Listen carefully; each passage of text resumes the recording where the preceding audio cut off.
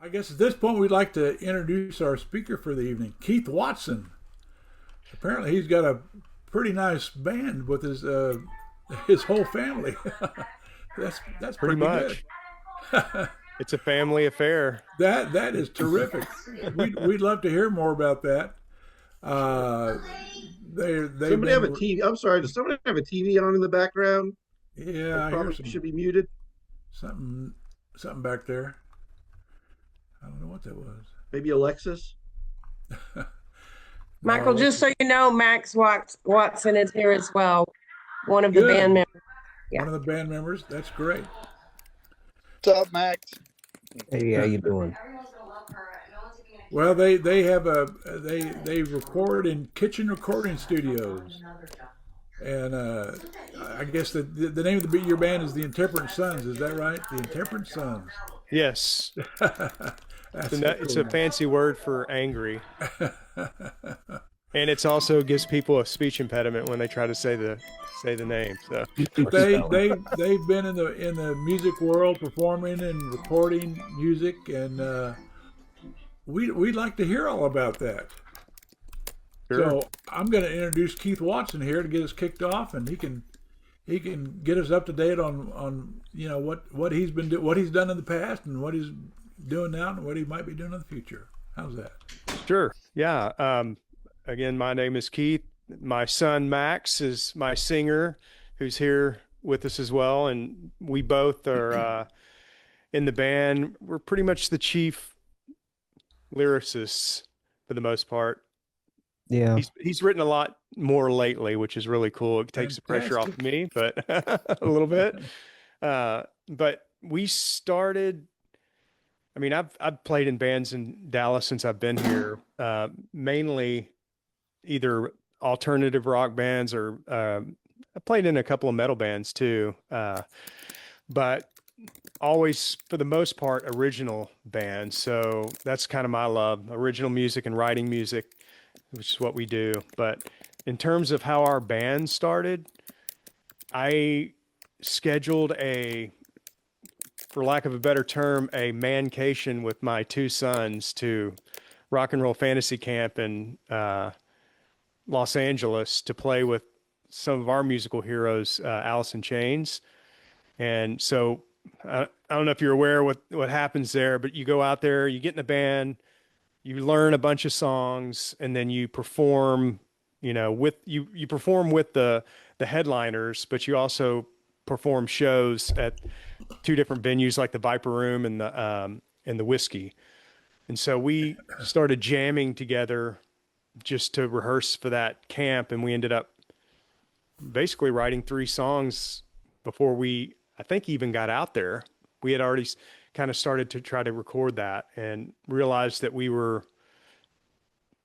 pretty good together. So, and if you're in a band, the chemistry is everything, right? So we have good chemistry. So, but yeah, so we ended up doing that, and then we as soon as we really got ready to play, we were actually a 3-piece when we started, and after we recorded the music, we realized that we needed to probably have 2 guitars on stage because Max plays lead, my son Jake plays lead.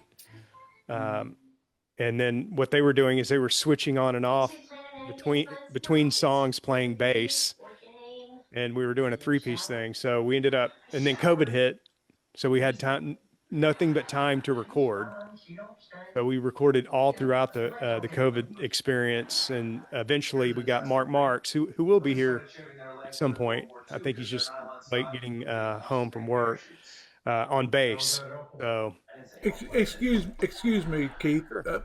Alexis, we're hearing some background noise from your feed. Can you mute yourself?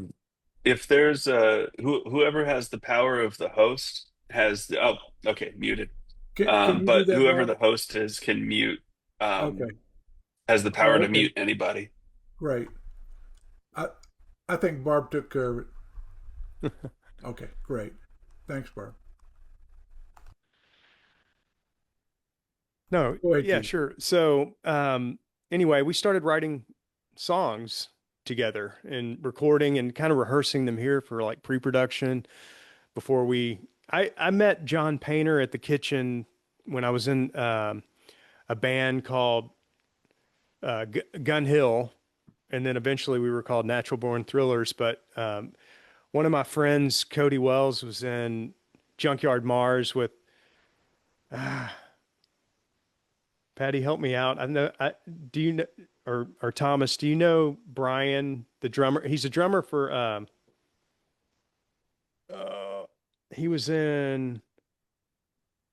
Oh, I'm losing it. But he was in a famous Dallas band that was from the post grunge era. But anyway, he turned us on to John, who is a really good engineer, which backlines everything. And we started, I mean, including drums, you know, guitars, bass. He has all this vintage stuff that he keeps around there. So it was kind of cool and organic to go down there and record with him. And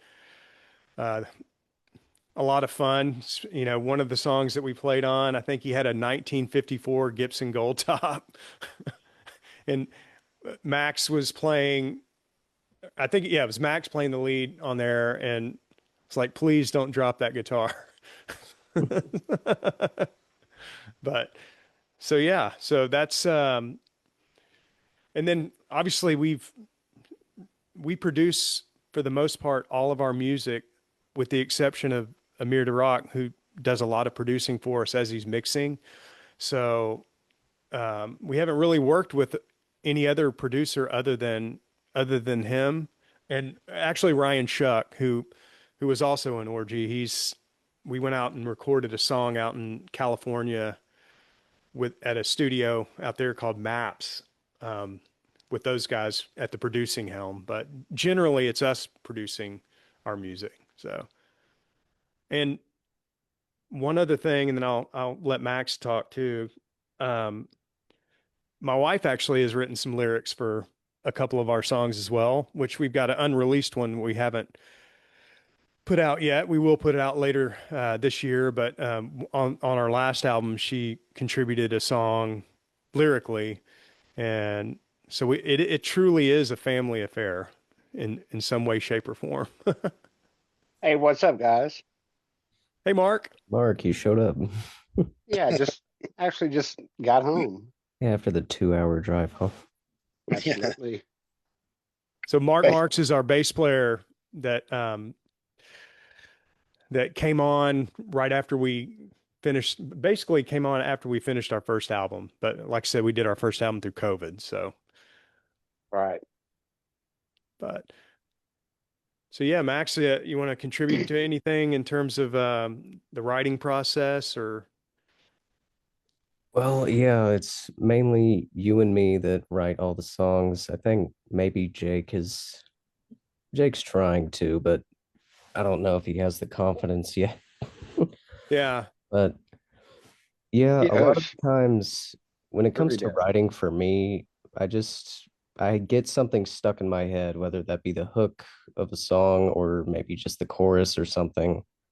And then I kind of just build my song around that. I'll write it down, try to get some lyrics, and then I'll throw some music in, try to get the vibes right, and then kind of go through with a That's fine-tooth why. comb, weed out some of the lyrics I don't like. And yeah, I'm very like mechanical with the way I do it, in all honesty. Yeah. Usually when we get a demo from him, it is fully formed, including drums and everything. It's playing all the instruments. Max is a cyborg, Yeah. a musical cyborg. Yeah. What's your favorite Absolutely. writing environment? But that's the other thing that we do too is, you know, when we're writing, and Jake writes a lot of music for sure, but he's really good at, the layering of, and the ambience of a song or arrangement actually too, or, you know, producing from I don't know, even Max does almost all of our vocal harmonies in the studio. I get the fun of being a drummer and try to sing harmony live, you know, when we're playing. But but he's got a lot. Jake has a lot of production ideas too, in terms of And all of you do a good job of it. yeah. So, Hmm. but yeah, we do the fully formed demo for the most part because we share.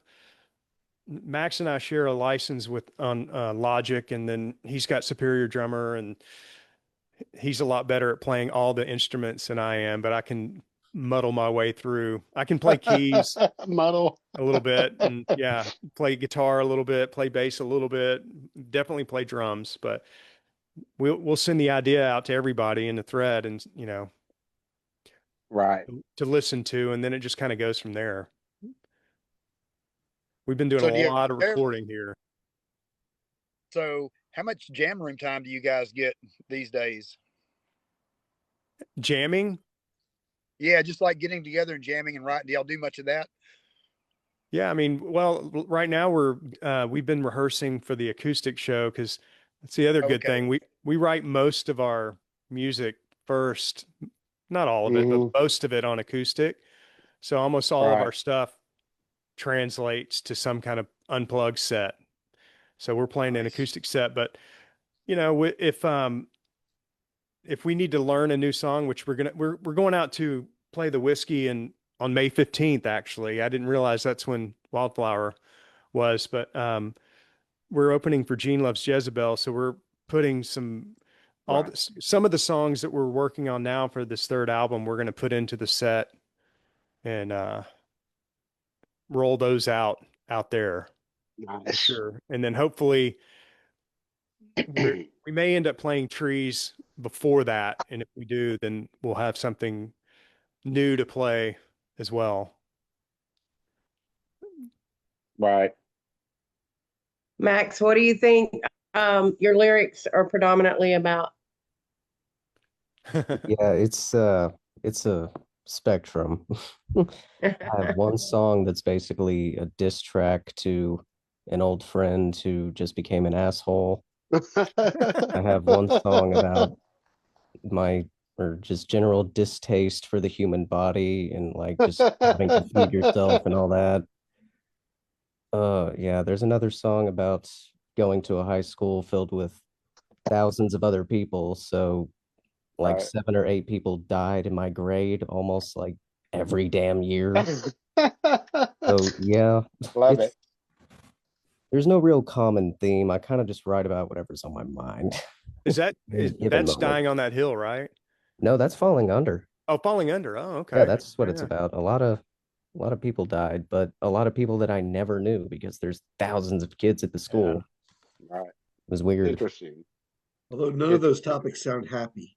Oh no, we're depressing as shit. Those are the best. Those are the best songs, though. Really. They are. Yeah, that we Well, don't for that really style have. of music too, that it bodes well. Depressing. It's funny. So what does a drummer play in an acoustic set? Bongos, or are you playing some guitar with them? It depends. I've got a cajon, so I can do Okay. that. But the guys Nice. kind of complain about that because they want to hear some, they want a little bit of air, I guess, pushed on stage. So It needs some I've balls. played with like, just a snare and a floor tom and a hi-hat and a ride, So, and now I've got these Rolands, so I could roll out some kind of small scenario there as well if I wanted to. Yeah, in fact, we rehearsed last weekend acoustically. I played the Rolands, and that made a huge difference in Yeah, the that sounds awesome, cohesiveness. man. Yeah. Keith, man, I love our background behind you, man. Oh yeah. It's like Eddie Van Halen jamming with us, bro. Yeah. I love it.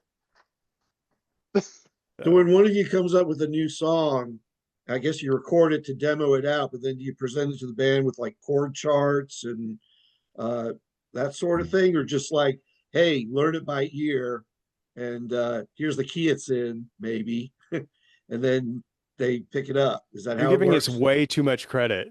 Right. 'Cause I got to give my bass player the chords that I'm playing so they can figure it out. Well, like for me, I don't know how to read music. and I take guitar lessons so I'm a power chord guy, and I've written some songs lately that's more, maybe finger picking or just picking, but I don't necessarily Right. know what the chords are. That's where Max and Jake come in because they both know music theory.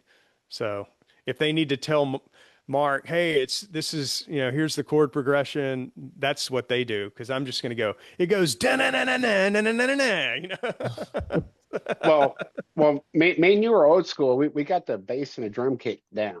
So Yeah, that's good. That's very important. right. Hey, now they have an app, Keith, where you can just sing into the app and it'll tell you what notes they are. Yeah. Oh I mean, hell. actually, Logic will do that now. It's pretty cool. But yeah, even that, I don't know.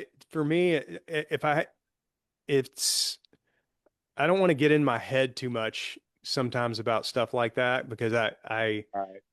I would just kind of rather feel it. So everything I've written on guitar has just been by feel, or even I, my son has inspired me because he's a really good piano player, and I've got the synth Right. stuff that we've been adding to music. So I've been teaching myself, and I've actually found that You're getting good, by the way, with that. playing piano, yeah, or keys makes more sense to me than playing guitar, because it's the patterns I visualize easier on piano than I do on guitar. I don't Hey, know why. and I know who inspired you to do all that. Yeah. Amir. Yeah. Thank So, God, because it sounds awesome. You're doing a good job. Mhm. so yeah, I mean, so yeah, to answer your question, Steve, if I will attempt to tell them, what key it's in. Usually Max, or actually all the guys, can pretty much hear it and know what's going on. But with Max, his stuff is a lot more intricate because he's a exponentially better guitar player than than I am. So that's usually a coaching session when we're jamming live, but it's all memorization. We don't write anything down. So Yeah, we might have like a structure chart, but that's it. yeah. And it usually changes. It gets kind of redone by Max and Jake, and we talk about it, and it stays chorus, but it changes. Right. It's it's all there. Yeah, it's always open up for changing. Nothing Yeah, is like we don't send a demo and be like, "Hey, y'all are gonna learn this, and y'all are gonna fucking and like." that's it. Yeah, yeah, that's a good thing. We're pretty good about when somebody tells us our baby's ugly, we don't get mad about it. All right. So if Max brings a song to the band, Keith, you have the ability to come up with your own drum part to it if you think it's going to work better. Oh And I yeah. guess the bass guy comes up with a bass line if he thinks, "No, I think this will actually give it some kick." Yeah. Yeah, I mean, a good me, example of that is me and Keith Max. talk about it. We Yeah. talk about how we're gonna click with the bass and drums, and it's quickly. There's nothing to it. Yeah. Max wrote a song, uh, not terribly long ago, which he programmed the drums for, just kind of, and then he sent it to me, and I was like, I was listening to it. I was like, well, because he's a drummer too. That's actually the second instrument he learned before guitar. He learned piano first, and then drums. But I changed up part of the song to be more dynamic, kind of, different drum Mhm. pattern, and so we've collaborated there. And actually, we've got a song that we haven't released where he actually played the drums on. I said, okay, I'll just let me sing backing vocals or something. Right. When you play it live, you're still going to play the drums, right? Yeah, we've got to All work that right. one out. That Yeah, one is that one is difficult as hell for both of us to play and sing at the same time. that's difficult for everybody because Jake's style of guitar, like he loves the Rolling Stones and like Right. 60s, 70s, like for lack of better words, the Zeppelin. lazy guitar.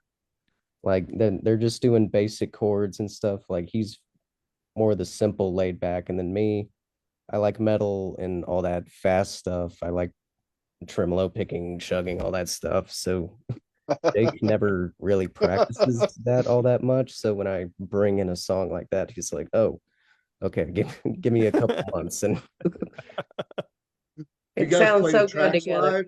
live? Yeah, You guys use tracks? Max will start playing something at rehearsal, and we all look at him like, "What the fuck was that?" He's yeah, Jake and Max's style it's entirely different, which Max brings some edge, Jake brings He brings Zeppelin the depth and to us. oh sensibility yeah, to Yeah. kind of, marry that up. So, yeah, Mhm.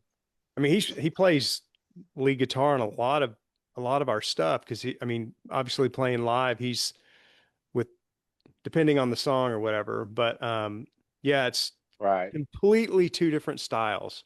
Well, it creates a really nice dynamic for what y'all do. That's what gives it its unique edge, though. I really enjoy it, that part of it, though. So Thank you. Yeah, Yeah, Thank good, you. really, good, really on, good. good on you guys.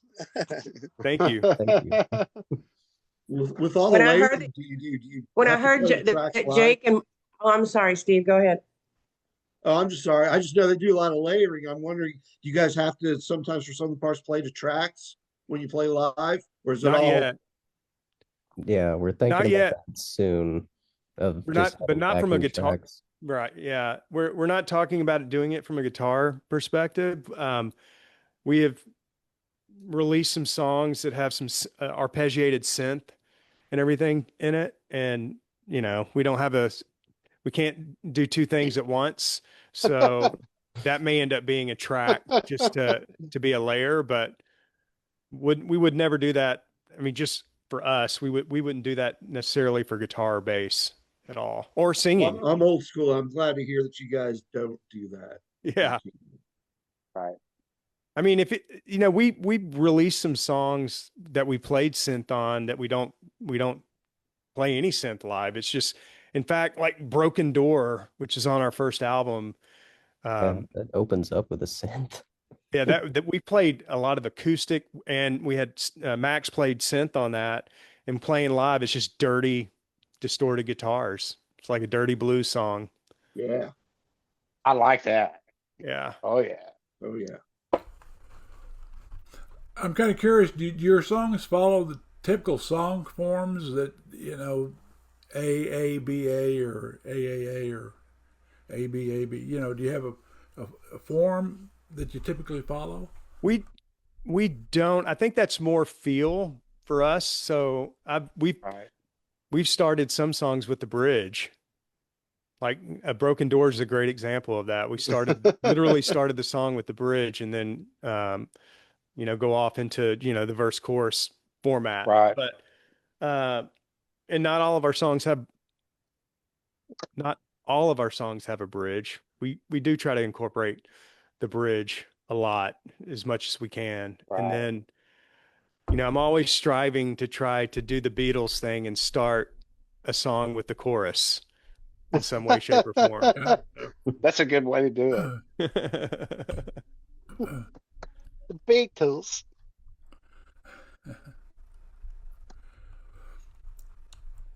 Well, what are your plans for the future? Where do you see your guys going, the band and so forth? Well, I mean, for this year, we kind of tapped the brakes a little bit on gigging, although we're not opposed to gigging later, kind of in the summer, and we are going out to LA to play at the Whiskey and all of that. But we're in the running again to play at the Revel in Bossier, or excuse me, in Shreveport, in the fall. But what we've really been doing is kind of beefing up the home studio and working more on production of our songs that are going on this third album. So that's what we're working on right now. We've been recording almost every weekend for the last couple of months. A couple of misses here and there, but All right. now that we have the acoustic show coming up, we're going to be we're rehearsing that one for April 25th. And we may end up playing Trees, or excuse me, that's April 25th. We may end up playing Trees the next night. Hopefully we hear back from Clint. Trees guy. Yeah. Because dang, I want to open up for Julian K, bro.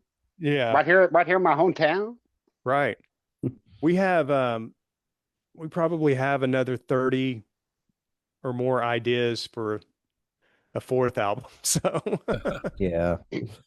I mean, it's quite honestly for an original band, at least in Dallas anyway, and obviously with Right. the aftermath of COVID and what's happened to a lot of the venues and the venues closing and that kind of stuff. Right. There's quite honestly just not as many Oh my places to gosh. play, as there used to be. So Yeah. That's true. Do you guys do your own booking? yes, I know, I did that. yeah, I know. Yeah, he does. I was talking to some of the venues in Fort Worth, and I found out that there's these, and this just blew my mind recently, that there's like systems of agents, and an agent will announce that a band is coming through town, and then the venues bid on the bands. Yeah, And I'm like, that sounds so backwards to me because I'm so used to the format of reaching out to the venue and saying, "Hey, can we play? right, Will you pay That's us, please?" right. that's crazy, bro. Yeah, That's Yeah. still Fort Worth. That's crazy. Really? I mean, that happens in Dallas too, with the one of the big guys here that books a lot of stuff. I mean, obviously, if you're going to play Trees, you got to go through Clint anyway. And I don't know what deal he works out with the nationals Is he on that his go way? through there, but DIN He's Productions, listening they to do the a lot radio. of booking of decent or national acts rolling through here. So presumably it's the same thing, but I mean anymore if it's a national that is basically a club level band, Right. there's Trees, there's Granada Theater, this maybe Sunday, it depends on the size of the band. Sundown at Granada, get some decent folks, and then maybe if you're a little bit bigger, Echo Lounge, I guess, but and House of Blues, but that's all Live Nation. I don't even know how to get in House of Blues anymore. Hey Keith, I'm going to the Granada Sunday to see Go Go Bordello with K. Cool. Oh shoot, that should be a good show. I mean, it's a punk show, but that's one of K's favorite bands, and I'm like, fuck it, let's go. Yeah. They're actually pretty good, So I like Cool. Gogo Bordello. do you? Yeah, they're wild. Nice. Keith, have Yeah, y'all tried to get into Denton? Where? didn't. Denton? Oh, Denton. So what was the place? Yeah, we tried. Not JJ's. I can't remember the name of the place now, but the guy, it was one of those deals. It was like, oh yeah, totally can play here. You got to pay our sound guy, and then you have to put all the bands together. Really? I was like, I think I'll pass. I mean, you've got, I mean, you could do that, Keith. We always do. We can do that. yeah, you can, but That's a strange format. that's a Yeah. super strange format, right? Oh. But like, then you've got guys like Clint Barlow that totally supports the local music scene by doing local showcases at Trees. We played a show last year. It was they With called Rivethead. it the songwriter, or not the songwriters, but Yeah. the storytellers. So he had us, had Rivethead, Intercore, and Mad Mexicans, and we all had to learn a song. We played our set, but we had to learn a song from the other band on the bill and present our interpretation of their song or whatever. Right. So that was a super fun show. I mean, a lot of people there. But it was all local, Who'd y'all cover? Rivethead. Nice. What songs you do? We Must Be Ghosts. Nice. That is a wordy ass song. I was kidding Steve when we were up there. I was like, Max has a literal lyric book just for the song. But you ended up doing a pretty good job of memorizing the lyrics. Yeah, I think Or I I just printed the font big enough on the floor. think I mixed up like one of the pre-choruses, but it's fine. Hey, hey, it sounded good. We did a good job. You know what they did, But which I the thought one was, they did of us was yeah, absolutely fantastic. they What'd covered they our do? song. They did a medley, but they covered Dark Days probably Night. half of our song "Dark Day's Night." And when they did Right. it, they played to a click, and they did our official video on YouTube behind them on the video board. And when Steve is singing in his, industrial crazy way, it was almost like Max's voice in the lyrics on the screen, and it was like Max was singing like Steve in the video. And of course, they did it in an industrial fashion, so it was entirely Right. different. But it It was was cool. cool to watch our video behind it, wasn't it? Yeah, yeah, That was so awesome. So I have a question. Your yes. label Frameworks, how, tell me a little bit about that and how much assistance have they been? Have they been able to help you get Sure. gigs? Are they helping you with the whatever it cost for recording those songs and kind of So, whatever? right. So, that has been a really cool relationship where it's kind of afforded us a little bit of connection, in the industry, in terms of and access to digital distribution services that you can't just off the street get on, because we submit our Right. music through 1RPM, which is for labels. Okay. We were with for a while. We were with Denny Sanders, who does he works with Empires here locally, and he's worked with some other folks too. And we were submitting our music through Universal Music Group, and they got bought or they bought Virgin, I think, and then that's changed. But anyway, so with Framework, that is Amir Durock and Ryan Shuck from Orgy and from Rough Cut and from, Ryan was in Korn before it was Korn. If Right. if you're a Korn fan, anybody, the but anyway, so we've gotten more traction in terms of getting in front of people, getting Right. listened to, and Ryan especially. Amir is super helpful on the music side and producing Mixing and and helping us, mix and get everything. it to that point. But Ryan has been super helpful with us on the marketing side as well. So there's a whole school of just that, as of how the industry has changed and where Right. you're going to get your song, or how you're going to get your song listened to, because you submit it up there, the algorithm on Spotify is immediately going to hide it. Hey, this ain't 1960 or 70 anymore, bro. Yeah, You got to do it True. yourself, and you got to get there. You right. can't. Did they get So you your label LA? gets you onto playlists and stuff and gets you out there? Is Yeah, that- we work with Yeah. them and Mindful Productions, which he's out of New York. It's Steve Nathan, and he used to work for Universal Music Group. So that's how yeah, you go from like 1,000 listeners to 20,000. yeah. Basically, is that the But secret Barb, sauce? Barb, what was your Let me tell question? you, that's Barb? changing. Playlists are not as, or they're becoming less and less important because there's so much, Right. there's passive listeners versus taking the money that you would have invested to try to, market your song. Either, you can still try to get on radio, but most people aren't listening to radio anymore.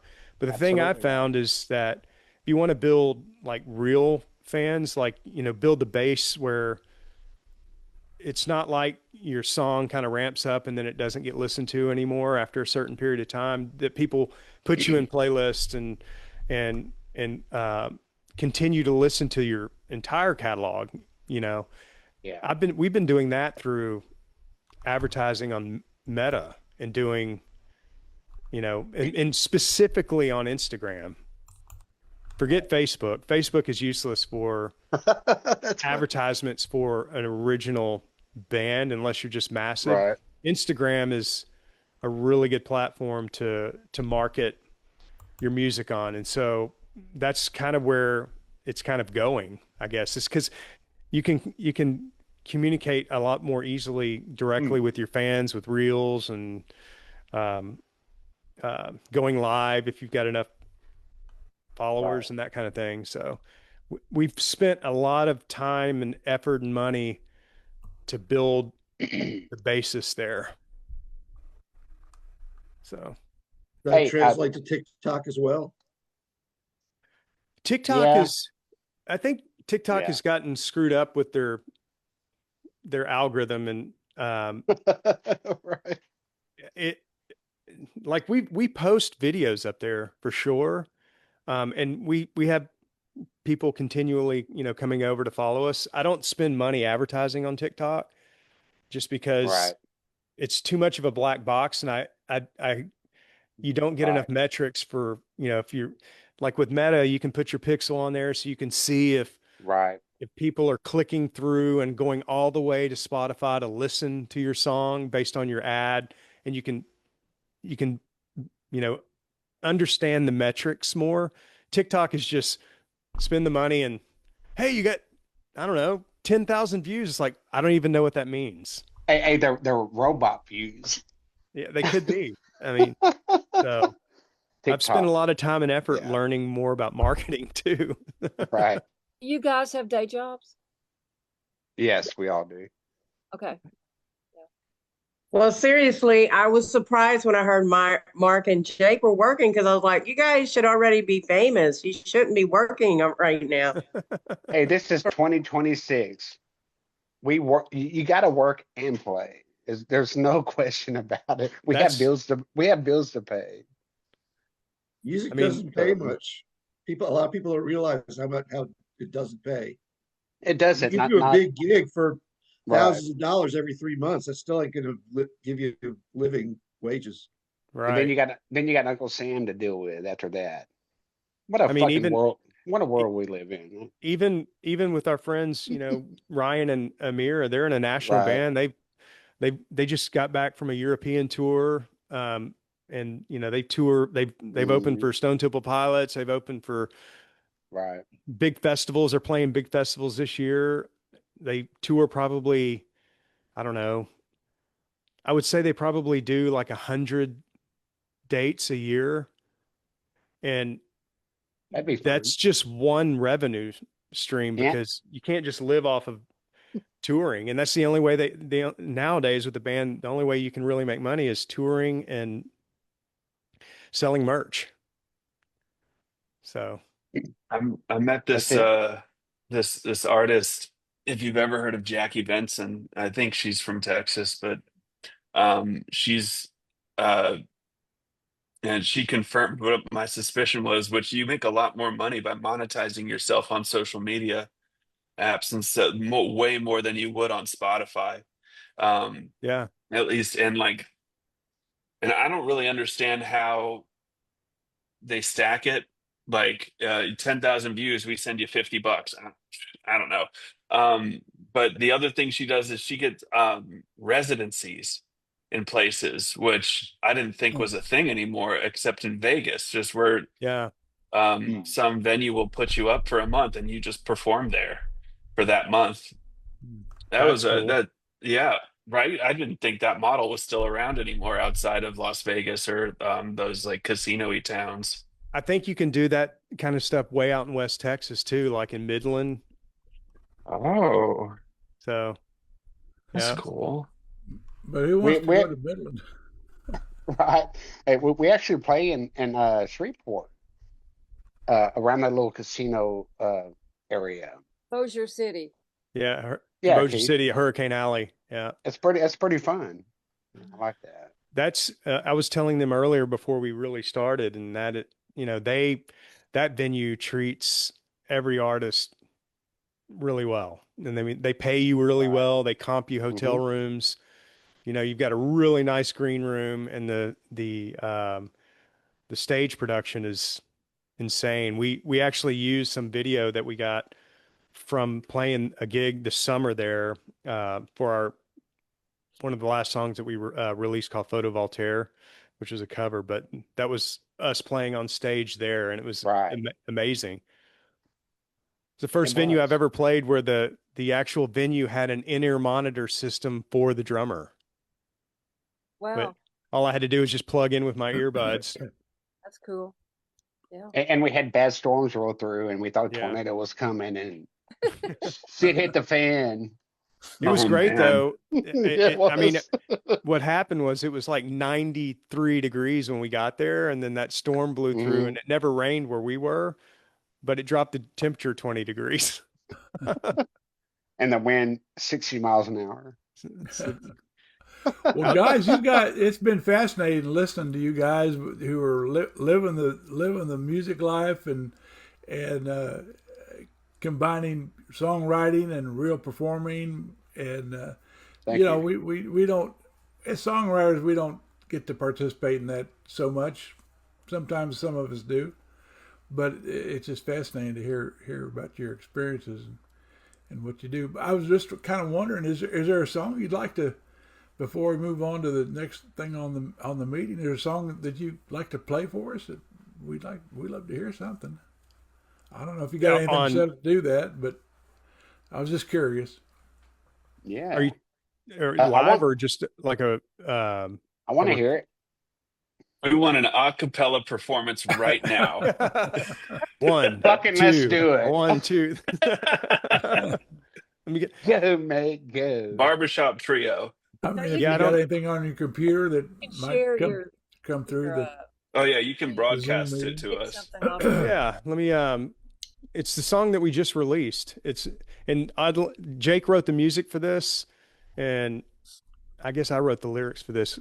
My wife threw in a couple of things too. Yeah. I contributed nothing pretty much.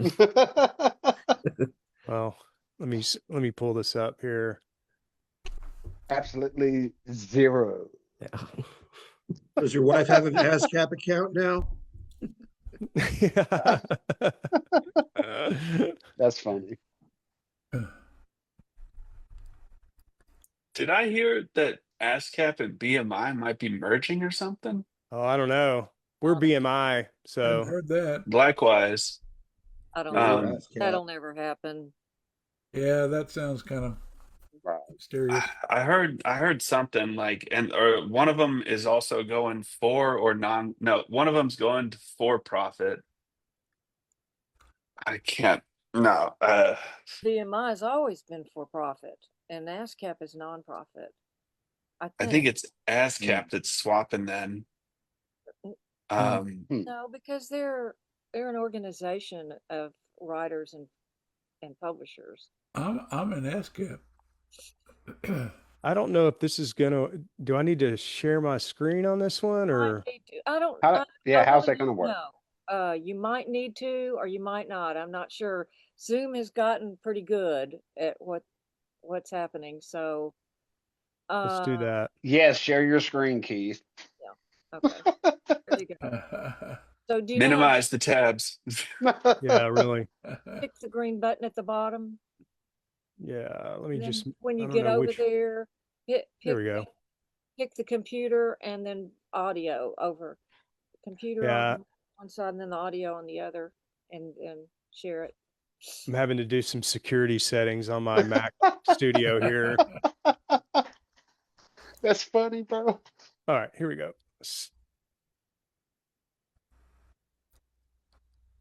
Well, at least I can see us now. You could probably hear it, but you couldn't have original sound on. I see you it. have to have original sound on to be able to hear that, I think. So. On okay, let me we're seeing. I'm seeing your screen, I guess. But not sharing your screen, you wouldn't have to. Not sharing your screen, you would have to. And sharing your screen. Oh, okay. We should just hear it.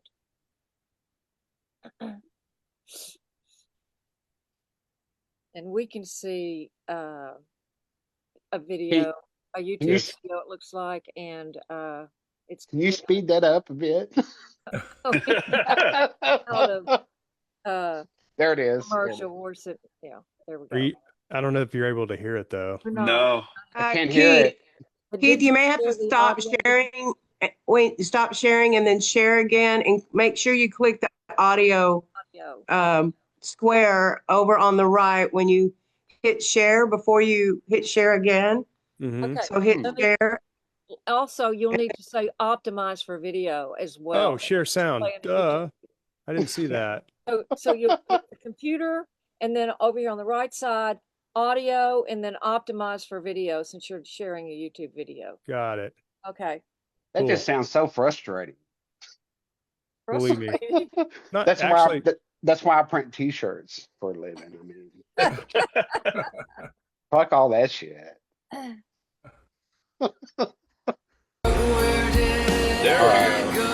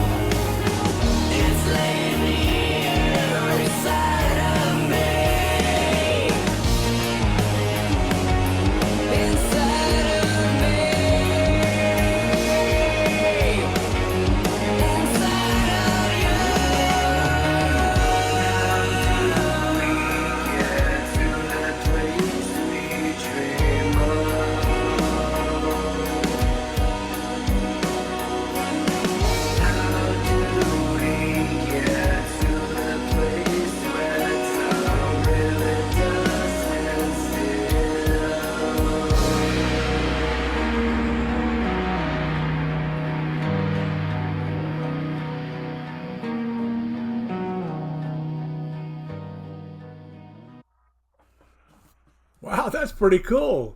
That's impressive. That's very layered, and Awesome, production is just amazing.